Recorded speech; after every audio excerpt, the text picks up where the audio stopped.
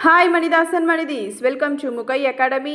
TNTET paper 1 மற்றும் paper 2 TNPSC எக்ஸாம்ஸ்க்கான classes and test பார்த்துட்ருக்கோம். இன்னைக்கு 3ஆம் வகுப்பு முதல் 5ஆம் வகுப்பு வரை தமிழில் இருக்கக்கூடிய 395 கேள்விகளில் 200 கேள்விகள் நேற்றே பார்த்துட்டோம். இன்னைக்கு ரிமைனிங் கேள்விகள் பார்க்கலாம். கேள்வி எண் 201. முத்தமிழ் காப்பியம் குடிமக்கள் காப்பியம் என்று போற்றப்படும் நூல் எதுங்க? சிலப்பதிகாரம். அடுத்து, சிலப்பதிகாரத்தில் உள்ள மொத்த காதைகளின் எண்ணிக்கை எவ்வளவு? மொத்தம் எத்தனை காதைகள்ங்க? 30 காதைகள். எப்படி? சிலப்பதிகாரத்தில் மொத்தம் 3 காண்டங்கள் இருக்கும். புகார் காண்டம், மதுரை காண்டம், வஞ்சி காண்டம். புகார் காண்டத்தில் 10 காதைகள், மதுரை காண்டத்தில் 13 காதைகள், வஞ்சி காண்டத்தில் 7 காதைகள், மொத்தம் 30 காதைகள் இருக்கும். தென் அடுத்து, இளங்கோவடிகள் எந்த மரபை சேர்ந்தவர்? இளங்கோவடிகள் சேர மரபை சேர்ந்தவர். இவர் யாரோட தம்பிங்க? சேரன் செங்குட்டுவனோட தம்பி இளங்கோவடிகள். தென் அடுத்து, நெஞ்சை அள்ளும் சிலப்பதிகாரம் என்றோர் மணியாரம் படைத்த தமிழ்நாடு என்று சிலப்பதிகாரத்தை பாராட்டியவர் யாருங்க? பாரதியார். அடுத்து, மணிமேகலை காப்பியத்தில் உள்ள மொத்த காதைகளின் எண்ணிக்கை எவ்வளோங்க? 30. அடுத்து, புரட்சி காப்பியம் அல்லது துறவு காப்பியம் என்று அழைக்கப்படும் பௌத்த சமய நூல் எதுங்க? மணிமேகலை. அடுத்து, ஐஞ்சிறுகாப்பியங்கள் அனைத்தும் எந்த சமயத்தை சேர்ந்தவை? எந்த சமயம்ங்க? சமண சமயம். ஐஞ்சிறுகாப்பியங்கள் எதுங்க? சூளாமணி, நீலகேசி, உதயனகுமார காவியம், நாககுமார காவியம், யசோதர காவியம். இந்த 5மே சமண சமயத்தை சேர்ந்தது தான். தென் அடுத்து, விருத்தப்பா என்னும் பாவகையால் பாடப்பட்ட முதல் தமிழ் காப்பியம் எதுங்க? சீவக சிந்தாமணி. அடுத்து, சீவக சிந்தாமணியில் உள்ள உட்பிரிவுகளின் பெயர் என்ன பேருங்க? இளம்பகம். சீவக சிந்தாமணியில் மொத்தம் எத்தனை இளம்பகங்கள்ங்க இருக்கு? 13 இளம்பகங்கள் இருக்கு. அடுத்து, நன்னூல் என்னும் இலக்கண நூலை இயற்றியவர் யாருங்க? பவணந்தி முனிவர். அடுத்து, பவணந்தி முனிவரை ஆதரித்த சிற்றரசர் யாருங்க? சீயகங்கன். அடுத்து, பேச்சு மொழிக்கும் எழுத்து மொழிக்கும் இடையே உள்ள வேறுபாட்டை தொல்காப்பியர் எவ்வாறு குறிப்பிடுகிறார்? எப்படிங்க சொல்றாரு? உலக வழக்கு, செய்யுள் வழக்கு. அடுத்து, எளிய நடையில் தமிழ் நூல் எழுதிடவும் வேண்டும் என்று பாடிய கவிஞர் யாருங்க? பாரதிதாசன். அடுத்து, பறவைகள் தங்களுக்குள் ஒலிகளை எழுப்பி தகவல்களை பரிமாறிக்கொள்ளும் முறை எவ்வாறு அழைக்கப்படும்? எப்படிங்க சொல்லலாம்? பறவைகளின் ஒளிமரபு. அடுத்து, குயில் என்பதன் ஒளி மரபு எது? குயில் என்னங்க பண்ணும்? கூவும். அப்ப மயில் அகவும், ஆந்தை அலரும். அடுத்து, ஆந்தை என்பதன் ஒளிமரபு எது? ஆந்தை என்பதன் ஒளிமரபு அலரும். அடுத்து, கோழி என்பதன் ஒளிமரபு எது? கோழி என்னங்க பண்ணும்? கொக்கரிக்கும். அடுத்து, காகம் என்பதன் ஒளி மரபு எது? காகம் கரையும். அடுத்து, மயில் என்பதன் ஒளி மரபு எது? மயில் என்னங்க பண்ணும்? மயில் அகவும். அடுத்து, கிளி என்பதன் ஒளி மரபு எது? கிளி பேசும், அதை கொஞ்சம்னு சொல்லுவாங்க. அடுத்து, ஆடு என்பதன் இளமை பெயர் மரபு எதுங்க? குட்டி, ஆட்டுக்குட்டின்னு தானே சொல்லுவோம். அடுத்து, கோழி என்பதன் இளமை பெயர் மரபு எது? குஞ்சு, கோழி குஞ்சுன்னு சொல்லுவோம். அடுத்து, கீரி என்பதன் இளமை பெயர் மரபு எதுங்க? கீரி பிள்ளை. அடுத்து, தண்ணீர் என்பதன் வினை மரபு எது? தண்ணீரோட வினை மரபு என்னங்க? தண்ணீர் குடி. அடுத்து, பால் என்பதன் வினை மரபு எது? பால் பருகு. அடுத்து, இலை என்பதன் வினை மரபு எது? இலை பறி. தென் அடுத்து, பூ என்பதன் வினை மரபு எது? பூ கொய். அடுத்து, சுவர் என்பதன் வினை மரபு எது? சுவரை எழுப்பு அல்லது கட்டுன்னு சொல்லலாம். அடுத்து, கூடை என்பதன் வினை மரபு எது? கூடை முடை அப்படின்னு சொல்லுவாங்க. கூடை முடைதல் அப்படின்னு சொல்லுவாங்க. அடுத்து, ஆடை என்பதன் வினை மரபு எது? ஆடை நெய், ஆடை நெய்தல். அடுத்து, பசுக்கள் கூடி இருக்கும் இடம் எவ்வாறு அழைக்கப்படும்? பசுக்கள் கூடி இருக்கிற இடத்த என்னங்க சொல்லுவோம்? மாட்டு தொழுவம். அடுத்து, குதிரைகள் கட்டப்படும் இடம் எவ்வாறு அழைக்கப்படும்? குதிரை லாயம். அடுத்து, ஆடுகள் அடைக்கப்படும் இடம் எவ்வாறு அழைக்கப்படும்? ஆட்டுப்பட்டி. அடுத்து, யானைகள் கட்டப்படும் இடம் எவ்வாறு அழைக்கப்படும்? யானை கூடம் அல்லது யானை லாயம்னு சொல்லுவாங்க. அடுத்து விறகு என்பதன் கூட்டு மரபு எது? எதுங்க? விறகு கட்டு. அடுத்து வைக்கோல் என்பதன் கூட்டு மரபு எது?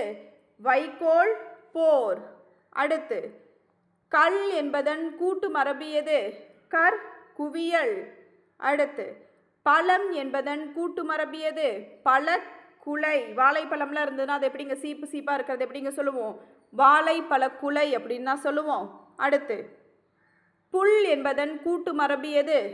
புற்கட்டு. அடுத்து மந்தை என்பது கீழே உள்ளவற்றுள் எதை குறிக்கும் கூட்டு மரபு சொல்? எதுங்க? ஆடு, ஆட்டு மந்தை அப்படின்னு சொல்லுவோம். அடுத்து திணை எத்தனை வகைப்படும்? திணை 2 வகைப்படும். என்னென்னங்க? உயர்திணை, அக்ரிணைன்னு திணை 2 வகைப்படும்.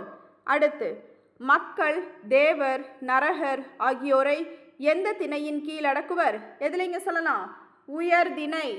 அடுத்து மக்கள் அல்லாத பிற உயிருள்ள மற்றும் உயிரற்ற பொருட்களை குறிக்கும் திணை எது? எதுங்க? அக்ரிணை. அடுத்து தமிழ் இலக்கணத்தில் பால் எத்தனை வகைப்படும்? பால் எத்தனை வகைப்படுங்க? 5 வகைப்படும். என்னென்ன? ஆண்பால், பெண்பால், பலர்பால், ஒன்றன்பால், பலவின்பால். அடுத்து உயர்திணைக்குரிய பால் பகுப்புகள் எத்தனை? எத்தனைங்க? 3. என்னென்னங்க? ஆண்பால், பெண்பால், பலர்பால். அடுத்து அக்ரிணைக்குரிய பால் பகுப்புகள் எத்தனை? எத்தனைங்க? 2. என்னென்னங்க? ஒன்றன்பால், பலவின்பால். அடுத்து அக்ரிணையில் ஏதேனும் ஒரு பொருளை மட்டும் குறிப்பது எவ்வகை பால்? என்ன பாலுங்க? ஒன்றன்பால். அடுத்து அக்ரிணையில் ஒன்றுக்கும் மேற்பட்ட எண்ணிக்கையிலான பொருட்களை குறிப்பது எவ்வகை பால்? என்ன பாலுங்க? பலவின் பால். எடுத்துக்காட்டுக்கு என்ன சொல்லலாம்? மாடுகள், கற்கள் இதெல்லாம் சொல்லலாம்.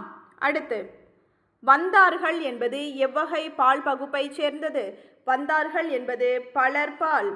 அடுத்து பறந்தது என்பது எவ்வகை பால் பகுப்பை சேர்ந்தது? பறந்தது அப்படிங்கிறது ஒன்றன்பால். அடுத்து மூவிடங்கள் என்பவை யாவை? மூவிடங்கள் என்பவை தன்மை, முன்னிலை, படர்க்கை. அடுத்து தன்னைத்தானே குறித்து கொள்ளும் இடம் எது? எதுங்க? தன்மை. எப்படிங்க சொல்லலாம்? நான், நாம், யாம். ஸோ இதெல்லாம் தன்னைத்தானே குறிச்சிக்கிறது தான். தென் அடுத்து தனக்கு முன்னால் இருப்பவரை நோக்கி கூறும் இடம் எது? எதுங்க? முன்னிலை. எக்ஸாம்பிளுக்கு என்னங்க சொல்லலாம்? நீ, நீங்கள், நீர் இதெல்லாம் சொல்லலாம். அடுத்து தன்மையையும் முன்னிலையையும் விடுத்து எங்கோ இருக்கும் 3ஆம் நபரையோ அல்லது பொருளையோ குறிப்பது எது? எதுங்க? படர்க்கை. எக்ஸாம்பிளுக்கு என்னங்க சொல்லலாம்? அவன், அது, அவர்கள் இதெல்லாமே படர்க்கையை சேர்ந்தது. இதை எப்படிங்க ஞாபகம் வச்சுக்கலாம்? தன்மை, முன்னிலை, படர்க்கை. First person, second person, third person ஞாபகம் வச்சுக்கோங்க, மறக்கவே மறக்காது. அடுத்து நாங்கள் பாடினோம் என்பது எவ்வகை இடத்தை உணர்த்துகிறது? எவ்வகை இடம்ங்க? தன்மை, பன்மை. அடுத்து நீ படித்தாய் என்பது எவ்வகை இடம்? எவ்வகை இடம்? நீ படித்தாய். முன்னிலை, ஒருமை. அடுத்து தமிழ் எழுத்துக்களை ஒலிக்க ஆகும் கால அளவை குறிக்கும் சொல் எது? என்னங்க? மாத்திரை. அடுத்து குறில் எழுத்துக்களை ஒலிக்க ஆகும் மாத்திரை அளவு என்ன? என்னங்க? 1 மாத்திரை. அடுத்து நெடில் எழுத்துக்களை ஒலிக்க ஆகும் மாத்திரை அளவு என்ன? என்னங்க? 2 மாத்திரை. அடுத்து மெய் எழுத்துக்களின் மாத்திரை அளவு என்ன? மெய் எழுத்துக்களுக்கு அரை மாத்திரை. அடுத்து மாத்திரை அளவை நீட்டித்து ஒலிப்பதற்கு என்ன பெயர்? என்ன பெயருங்க? அளபெடை அப்படின்னு சொல்லுவோம். அப்போ அளபெடையில் மொத்தம் எத்தனை வகைகள்ங்க இருக்கு? 2 வகைகள் இருக்கு. உயிரிழப்படை 1, ஒற்றளப்படை 1. மறக்கக்கூடாது, ஞாபகம் வச்சுக்கோங்க. அடுத்து உயிரிழப்படை எத்தனை வகைப்படும்? உயிரிழப்படை 3 வகைப்படும். என்னென்ன? செய்யுளிசை அளபடை, இன்னிசை அளபடை, சொல்லிசை அளபடைன்னு 3 வகைப்படும். அடுத்து செய்யுளில் ஓசை குறையும் போது அதனை நிறைவு செய்ய நெட்டெழுத்துக்கள் அளபெடுப்பது எது? எதுங்க? செய்யுளிசை அளபடை. இந்த செய்யுளிசை அளபடையோட இன்னொரு பேர் இசை நிறை அளபடை. ஞாபகம் வச்சுக்கணுங்க. அடுத்து செய்யுளில் ஓசை குறையாத இடத்திலும் இனிய ஓசைக்காக குறில் நெடிலாகி அளபெடுப்பது எது? எதுங்க? இன்னிசை அளபடை. அடுத்து செய்யுளில் ஒரு பெயர்ச்சொல் வினையற்ற பொருளை தருவதற்காக அளபெடுப்பது எது? எதுங்க? சொல்லிசை அளபடை. அடுத்து, ஒரு சொல்லின் முதலெழுத்து மாறினாலும் பொருள் மாறாமல் இருப்பது டேஷ் எனப்படும். என்னங்க? முதற் போலி. அடுத்து, அரசியல் என்பது அரைசியல் என மாறுவது எவ்வகை போலி? எவ்வகை போலிங்க? முதற் போலி. அடுத்து, அரசு என்பது அரசு என்றே இருக்க அமைச்சு என்பது அமைச்சு என மாறுவது எவ்வகை போலி? எவ்வகை போலிங்க? இடை போலி. ஏன் அப்படின்னா இந்த இடத்துல நடுவில் இருக்க மா அப்படிங்கிறது மை அப்படின்னு மாறி இருக்கு. ஸோ அதனால இது இடை போலி. இலக்கியம் என்ற சொல் எவ்வகை மொழிக்கு உதாரணம்? இலக்கியம் என்ற சொல் தொடர் மொழிக்கு உதாரணம். அடுத்து, சொற்கள் எத்தனை வகைப்படும்? சொற்கள் 4 வகைப்படும். என்னென்னங்க? பெயர்ச்சொல், வினைச்சொல், இடைச்சொல், உரிச்சொல்னு சொற்கள் 4 வகைப்படும். அடுத்து, பெயர்ச்சொல்லையும் வினைச்சொல்லையும் சார்ந்து வரும் சொல் எது? எதுங்க? இடைச்சொல். ஏன்னா இது தனித்து இயங்காது. நம்ம எடுத்துக்காட்டுக்கு இடைச்சொல் கிடங்க சொல்லலாம். மற்று, ஐ இதெல்லாமே இடைச்சொல் தான். அடுத்து, பெயர்ச்சொல் வினைச்சொல் ஆகியவற்றின் தன்மையை மிகுதிப்படுத்தி கூற வருவது எது? எதுங்க? உரிச்சொல். இந்த உரிச்சொல்ல என்னென்ன வேர்ட்ஸ்லாங்க வரும்? சால, தவ, நனி, மா இதெல்லாம் வந்ததுன்னா அதெல்லாமே உரிச்சொல்லுங்க. அடுத்து, மாநகரம் என்பதில் மா என்பது எவ்வகை சொல்? மாநகரத்தில் மா என்பது எவ்வகை சொல்ங்கிறாங்க. இது ஒரு உரிச்சொல். ஏன்னா இந்த மா அப்படிங்கிறது எதை குறிக்குதுன்னா பெரிய அப்படிங்கிற மீனிங் வருது. அப்போ மாநகரம்ங்கிறது பெரிய நகரம் அப்படிங்கிறத குறிக்குது. அடுத்து, தம்பியும் தங்கையும் என்பதில் பயின்று வந்துள்ள இடைச்சொல் எது? எதுங்க? ஏன்னா தம்பியும் தங்கையும்னு வருது. ஸோ இதுதான் இங்கே இடைச்சொல். அடுத்து, பகுப்படக்கூடியதும் உறுப்புகளை கொண்டதுமான சொல் எது? எதுங்க? பகுபதம். அடுத்து, பகுபத உறுப்புகள் எத்தனை வகைப்படும்? எத்தனை வகைப்படுங்க? 6 வகைப்படும். என்னென்ன? பகுதி, விகுதி, இடைநிலை, சந்தி, சாரியை, விகாரம் இப்படின்னு பகுபத உறுப்புகள் மொத்தம் 6 வகைப்படும். அடுத்து, பகுபதத்தின் முதலில் அமைந்து முதன்மையான பொருளை தருவது எது? எதுங்க? பகுதி. இந்த பகுதி பெரும்பாலும் கட்டளையாகவே வருங்க, ஒரு ஆர்டராகவே நம்மளுக்கு வரும். அடுத்து, பகுபதத்தின் இறுதியில் அமைந்து திணை, பால், எண், இடம் ஆகியவற்றை உணர்த்துவது எது? எதுங்க? விகுதி. அடுத்து, பகுபதத்தில் பகுதிக்கும் விகுதிக்கும் இடையில் அமைந்துள்ள காலம் காட்டுவது எது? எதுங்க? இடைநிலை. அடுத்து, பகுபதத்தில் பகுதிக்கும் இடைநிலைக்கும் இடையில் வரும் உறுப்பு எது? எதுங்க? சந்தி. அடுத்து, பகுபத உறுப்புகளில் இடைநிலைக்கும் விகுதிக்கும் இடையில் பெரும்பாலும் வரும் உறுப்பு எது? எதுங்க? சாரியை. இதெல்லாமே நம்மளுக்கு இம்பார்ட்டன்ட் கொஸ்டின்ஸுங்க, நல்லா பார்த்துக்கோங்க. அடுத்து, பகுபத உறுப்புகளில் ஏற்படும் மாற்றம் எவ்வாறு அழைக்கப்படும்? எப்படிங்க அதை சொல்கிறாங்க? விகாரம் அப்படின்னு சொல்கிறாங்க. அடுத்து, பகுக்க முடியாத உறுப்புகளாக பிரிக்க இயலாத சொல் எது? எதுங்க? பகாபதம். இதுக்கு எடுத்துக்காட்டு என்னங்க சொல்லலாம்? மரம், பொன், நட இதையெல்லாம் நம்மளால் பிரிக்க முடியாது. அப்போ பிரிக்க முடியாத சொற்கள் எல்லாமே பகாபதம், பிரிக்க முடிகிற சொற்கள் எல்லாமே பகுபதம். அடுத்து, பகாபதம் எத்தனை வகைப்படும்? பகாபதம் 4 வகைப்படும். என்னென்னங்க? பெயர் பகாபதம், வினை பகாபதம், இடை பகாபதம், உரி பகாபதம்னு 4 வகைப்படும். அடுத்து, நெருப்பு என்பது எவ்வகை பகாபதம்? நெருப்பு என்பது பெயர் பகாபதம். அடுத்து, மற்று என்பது எவ்வகை பகாபதம்? மற்று என்பது இடை பகாபதம். அடுத்து, இலக்கிய வகையாக சொற்கள் எத்தனை வகைப்படும்? இலக்கிய வகையாக சொற்கள் 4 வகைப்படும். என்னென்னங்க? இயற்சொல், திரிசொல், திசைச்சொல், வடசொல்னு 4 வகைப்படும். அடுத்து, கற்றவர் கல்லாதவர் என அனைவருக்கும் எளிதில் பொருள் விளங்கும் வகையில் அமைந்த சொற்கள் எவை? எவைங்க? இயற்சொல். எடுத்துக்காட்டுக்கு கடல், படித்தான் இதெல்லாமே நம்மளுக்கு கேட்டோனையுமே பொருள் விளங்கும். ஸோ இதை இயற்சொல் அப்படின்னு சொல்கிறாங்க. அடுத்து, கற்றவர்களுக்கு மட்டுமே பொருள் விளங்கும் வகையிலும் இலக்கியங்களில் மட்டுமே பயின்று வருபவையுமான சொற்கள் எவை? எவைங்க? திரிசொல். எடுத்துக்காட்டுக்கு அழுவம், எயிறு, இதெல்லாம் படித்தவங்களுக்கு மட்டும்தாங்க புரியும். அழுவம்னா என்ன? கடல். எயிறுனா பல். அவ்வளோதாங்க.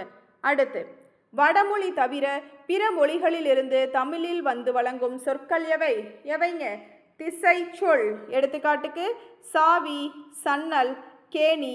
அடுத்து, வடமொழியிலிருந்து தமிழில் வந்து வழங்கும் சொற்கள் எவை? எவைங்க? வட சொல். எடுத்துக்காட்டுக்கு வருடம், மாதம், விடம், கமலம், இது எல்லாமே வட சொல் தாங்க.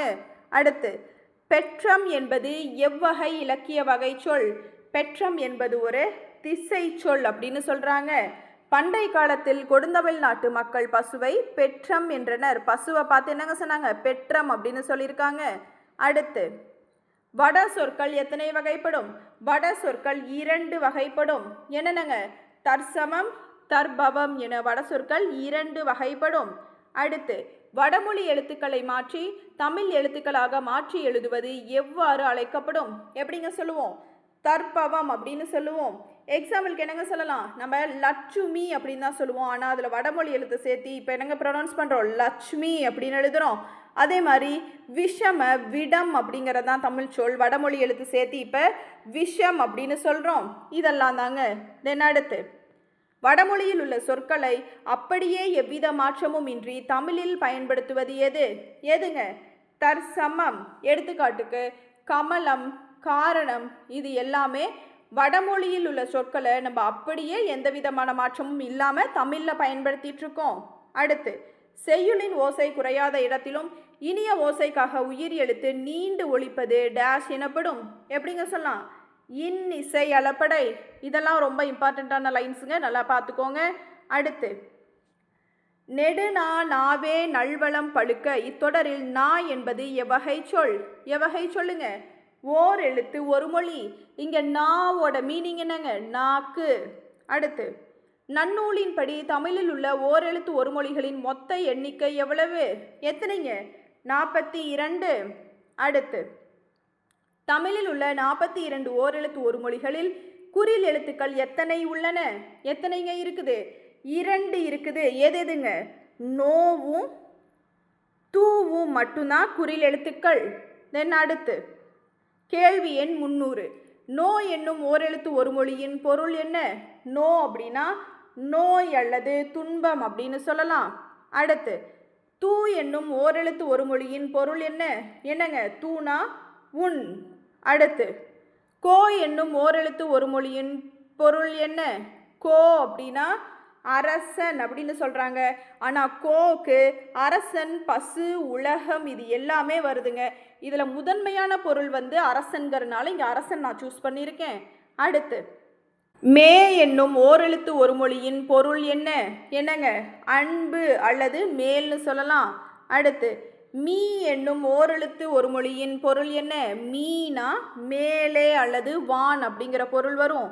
அடுத்து, ஆ என்னும் ஓரெழுத்து ஒரு மொழியின் பொருள் என்ன? என்னங்க? பசு. அடுத்து, ஈ என்னும் ஓரெழுத்து ஒரு மொழியின் பொருள் என்ன? ஈயோட பொருள் என்னங்க?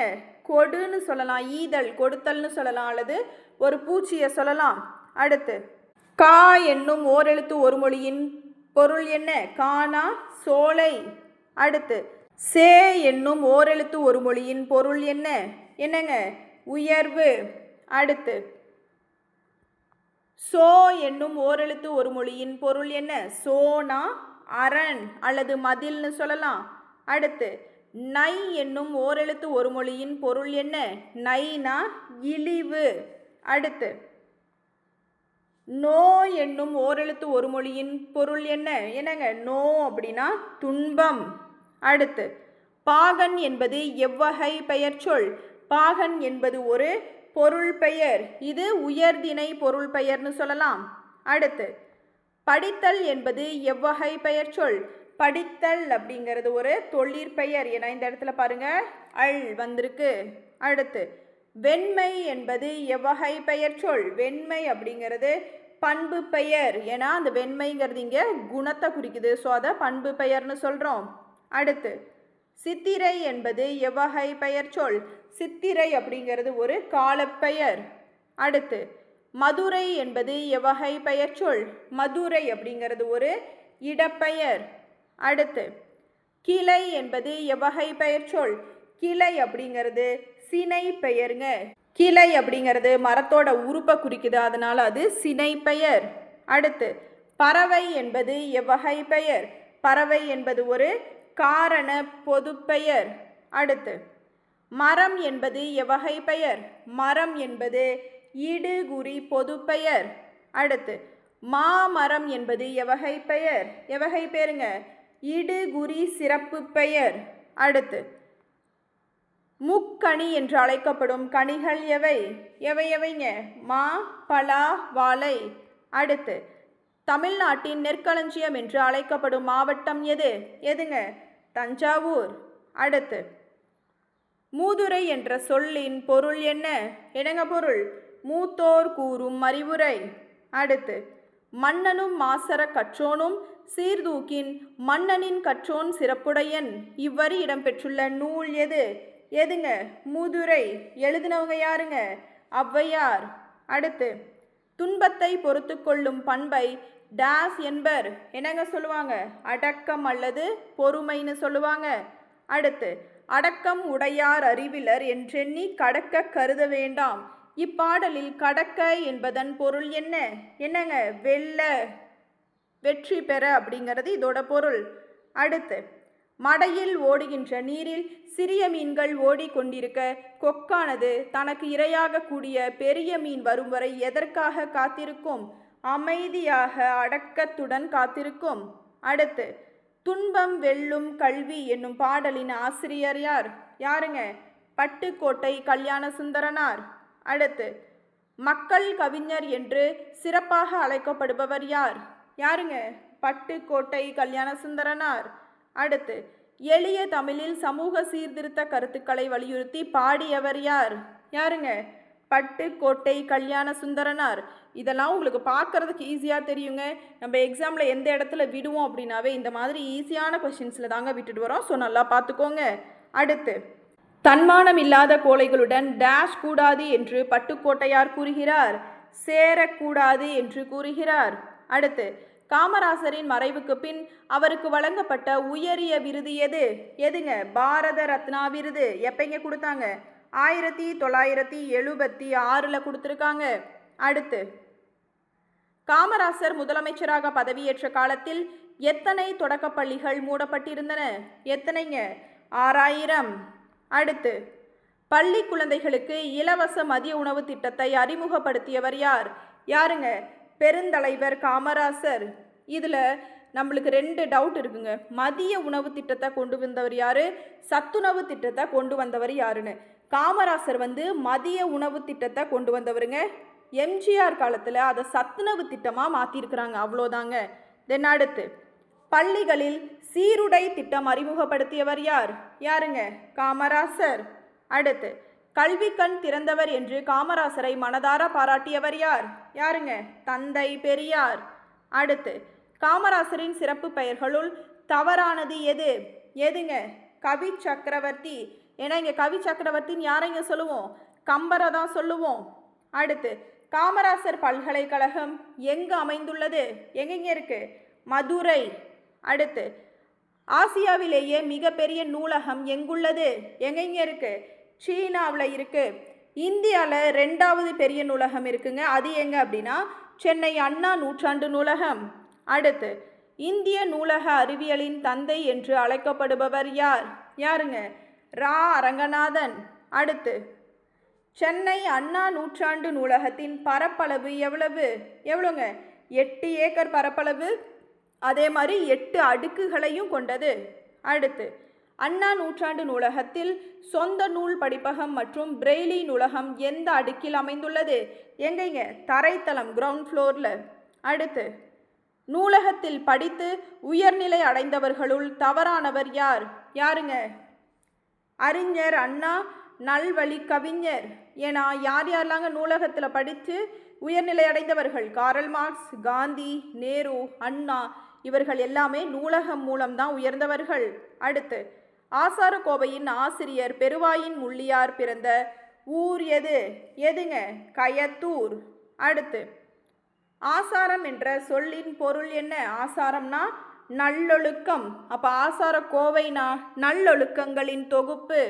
அடுத்து, ஆசாரக்கோவை எத்தனை நல்லொழுக்கங்களை எடுத்து கூறுகிறது? எத்தனைங்க? 8. அடுத்து, ஒப்புரவு என்ற சொல்லின் பொருள் என்ன? ஒப்புரவுனா பிறருக்கு உதவி செய்தல். அடுத்து, நட்டல் என்ற சொல்லின் பொருள் என்ன? நட்டல் அப்படின்னா நட்பு கொள்ளுதல். அடுத்து, தமிழர் திருநாளான பொங்கல் திருவிழா ஆந்திரா, கர்நாடகா, மகாராஷ்டிரா ஆகிய மாநிலங்களில் எவ்வாறு கொண்டாடப்படுகிறது? அதுக்கு பேர் என்னங்க? மகர சங்கராந்தி. இந்த ஊர் பேரெல்லாம் கரெக்டாக ஞாபகம் வச்சுக்கோங்க.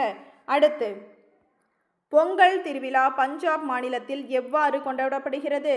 பொங்கல் திருவிழா பஞ்சாப்ல லோரி அப்படிங்கிற பேரில் கொண்டாடுறாங்க. அடுத்து, பொங்கல் திருவிழா குஜராத், ராஜஸ்தான் மாநிலங்களில் எவ்வாறு கொண்டாடப்படுகிறது? என்னங்க பேர் சொல்கிறாங்க? உத்தராயன் அப்படிங்கிற பேரில் கொண்டாடுறாங்க. அடுத்து, பழையன கழிதலும் புதியன புகுதலும் எந்த திருவிழாவின் முக்கிய நிகழ்வு? எதுங்க? போகி திருநாள்.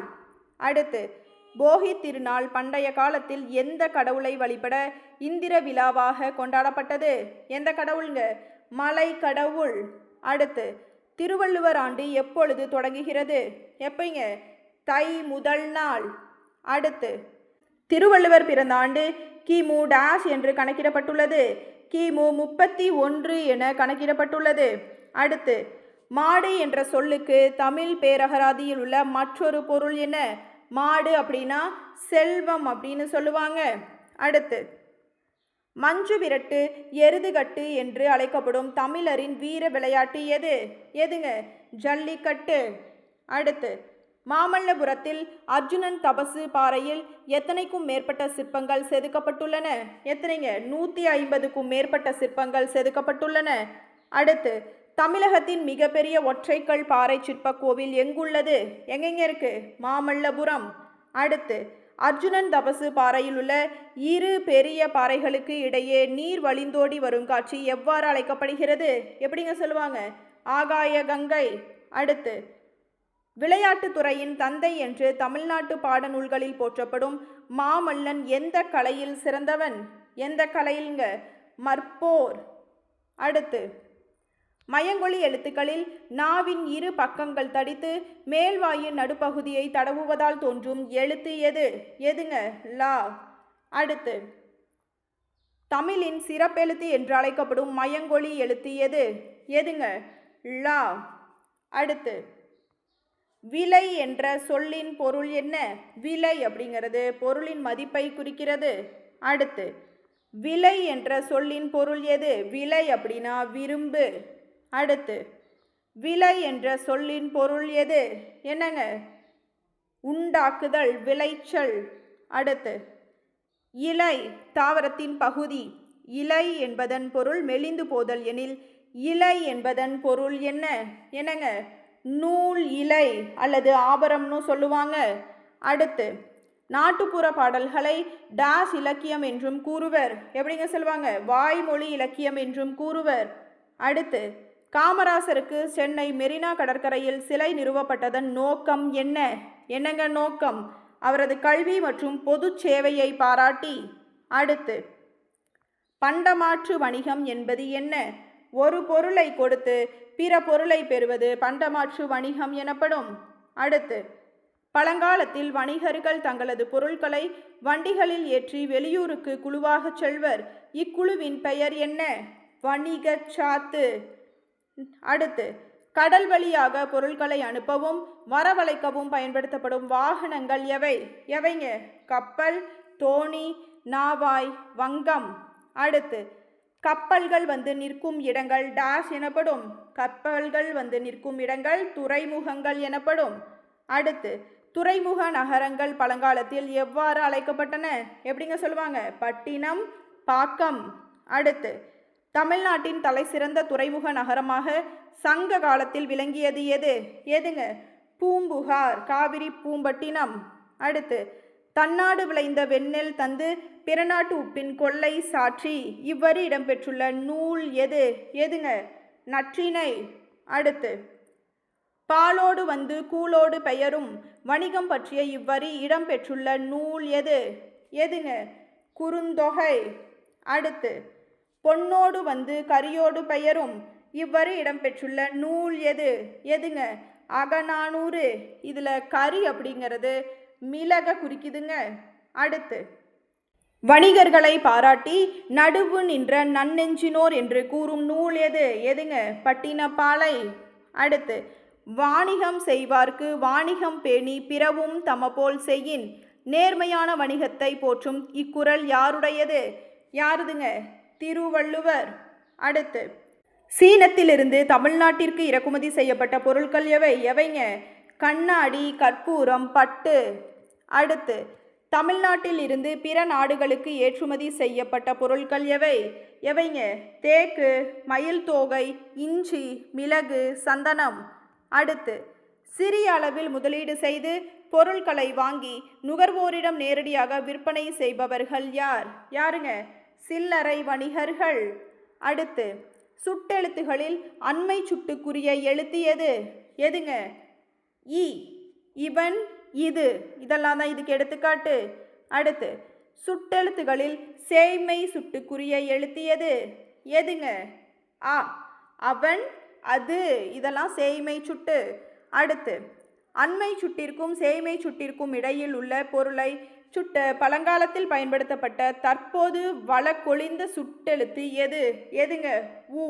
ஏன்னா நம்மளுக்கு சுட்டெழுத்துகள் அப்படின்னாவே ஆ, இ, ஊன்னு 3 எழுத்து இருக்கு.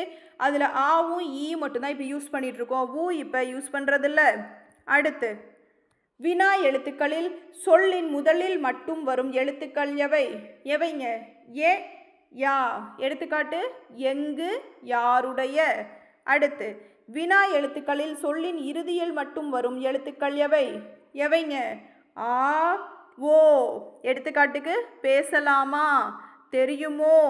அடுத்து, வீடு, தோட்டம், புத்தகம் என்பன எவ்வகை பெயர் சொற்கள்? எவ்வகை பெயர் சொல்லுங்க? இடுகுறி பெயர்கள். அடுத்து, பறவை, நாற்காலி, முக்காலி என்பன எவ்வகை பெயர் சொற்கள்? எவ்வகை பெயர் சொற்கள்ங்க? காரண பெயர்கள். ஏன் அப்படி சொல்கிறாங்க? இதையெல்லாம் இப்படி கூப்பிடுறதுக்கு ஏதாவது ஒரு காரணம் இருக்கும். அதனால் இதை காரண பெயர்கள்னு சொல்கிறாங்க. அடுத்து, காந்தியடிகள் எங்கு வாழ்ந்த காலத்தில் தமிழ் மொழியை கற்க தொடங்கினார்? எங்கே வாழ்ந்தப்பைங்க? தென்னாப்பிரிக்கா. அடுத்து, காந்தியடிகளை கவர்ந்த ஜியு போப் எழுதிய ஆங்கில நூல் எது? எதுங்க? தமிழ் கையேடு, தமிழ் ஹேண்ட்புக். அடுத்து, காந்தியடிகளை மிகவும் கவர்ந்த தமிழ் பேரிலக்கிய நூல் எது? எதுங்க? திருக்குறள். அடுத்து, 1937 சென்னையில் நடைபெற்ற இலக்கிய மாநாட்டிற்கு தலைமை தாங்கியவர் யார்? யாருங்க? மகாத்மா காந்தியடிகள். இந்த மாநாட்டில் தான் வரவேற்பு குழு தலைவராக யார் இருந்தார்? உவே சாமிநாத ஐயர் இருந்திருக்கிறாரு. அடுத்து, இப்பெரியவரின் அடிநிழலில் இருந்து தமிழ் கற்க வேண்டும் என்னும் ஆவல் உண்டாகிறது என்று பாசத்துடன் கூறியவர் யார்? யாருங்க? மகாத்மா காந்தியடிகள். அந்த பெரியவர் யாருங்க? உவேசா. அப்போ காந்தி என்ன சொல்றாரு?